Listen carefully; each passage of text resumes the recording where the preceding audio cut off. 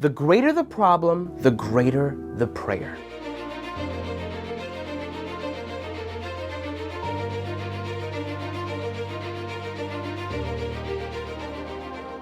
When the Muslims of Makkah have to leave their home because the Quraysh are treating them so badly, they go to Medina, but they have to leave everything in their homes.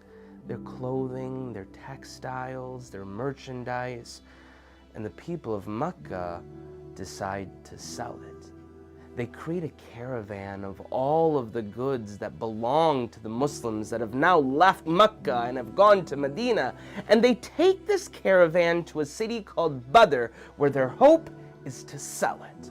When the Muslims discover this, our Holy Prophet Muhammad ﷺ gathers an army of 313 men, and their goal is to take this caravan that is filled with goods that belong to them and bring it back to their homes. But Abu Sufyan discovers this plan, and he sends this caravan with an army of 1,000 warriors.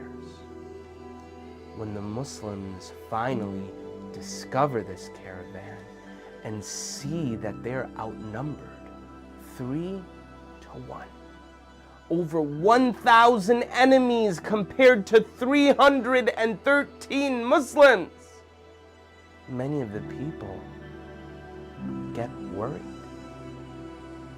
In fact, the people in Mecca, not only did they have 1,000 people, they were well equipped. They had more horsemen. They had better armor. They had better swords. And so what does our Holy Prophet Muhammad ﷺ do? The Prophet of God.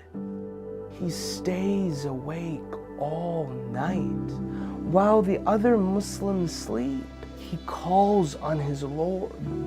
He says, Ya Allah, do not forsake me. Ya Allah, do not leave me alone. Ya Allah, do not leave me to my own devices. The Prophet of God prays, and Allah subhanahu wa ta'ala answers. In the Quran, Allah, our Lord, reveals to our Holy Prophet, peace and blessings be on him, I will reinforce you with 1,000 angels, rank upon rank. Those men on the day of Badr weren't fighting by themselves. No, they were fighting with the help of Allah subhanahu wa ta'ala. And their ragtag army was victorious. On that day, the Muslims defeated the mushrikeen.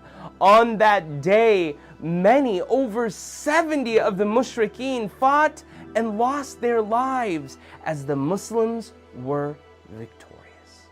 The next time you face a challenge, remember, just like our Holy Prophet Muhammad ﷺ prayed, we must pray too. And Allah subhanahu wa ta'ala will answer.